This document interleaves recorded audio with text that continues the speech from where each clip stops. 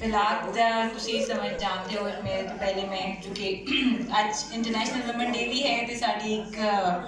Main event सीगा जिथे फिर CM पंजाब जोड़े सीगे वो तशरीफ ले आए सी ते असी सारी फीमेल ऑफिसर्स जोड़े से they were required to be there ते मैं तुहाडे सुबह इनॉग्रेशन वाले सेशन में मौजूद नहीं सी बट मैं खकान साहब जो साढ़े डायरेक्टर ने उन्होंने जरूर किया सी कि मेरा पैगाम जोड़ा है वो पहुँचा दें और यह भी दस दें कि किस तरह बिलाग जोड़ा है कोशिश कर रहा है अपना हिस्सा पान दा ताकि असी जिहड़ी पंजाब दी बोलियां ते सकाफत ते इसके खूबसूरत रंग ने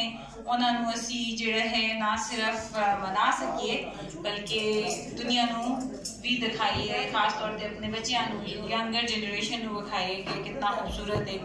कल्चर है जिसके असी वारिस हाँ ते जिस उत्ते सानूं फखर करने की नाज करने की जरूरत है। ते जिस तरह मेरे तो पहले साढ़े जो स्टेज सैकटरी साहब उन्होंने भी तुहानूं दस्सिया कि बिलाग बल्कि मियाँ साहब ने सिर्फ सामने दस्सिया कि बिलाग की पहली इंटरनेशनल कॉन्फ्रेंस नहीं है, मेरे होंदे हुए 5वीं कॉन्फ्रेंस है जिहड़ी असी कोलैबोरेशन कर रहे हैं।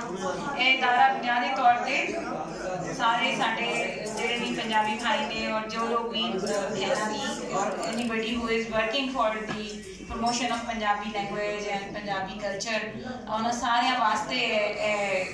मंच जिहड़ा है यह साडा एक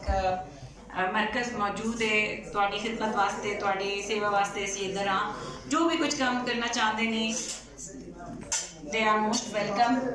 साढ़े काम ने बुनियादी काम ने सरकार दे लेकिन तुसीं समझ सकते हो कि सरकार इतने बड़े पैमाने पर काम नहीं कर सकती, साड़ी लिमिटेशंस ने। पर मैं बहुत शुक्रगुजार हाँ अपने तमाम ऑर्गेनाइजर्स दी नॉट जस्ट फॉर दिस एस इवेंट दी ऑर्गेनाइजर्स ने बल्कि जितनी भी साड़ी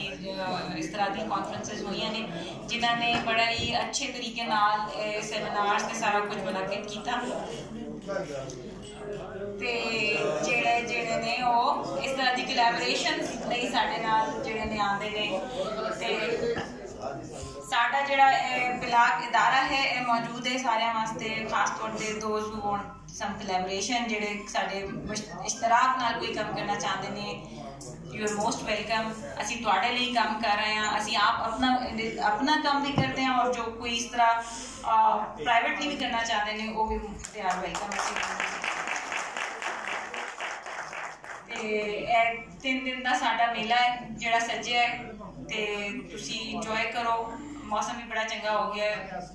लाहौर का, वरना अमूमन इन्होंने दिनों जरा ज़्यादा गर्मी हो जाती है पर अजे मेरा ख्याल है मेहमानों वास्ते मुनासिब है मौसम ते अच्छा सोना टाइम है सुचजा ते बहुत शुक्रिया। इंजॉय करो ते दोबारा मुलाकात हो।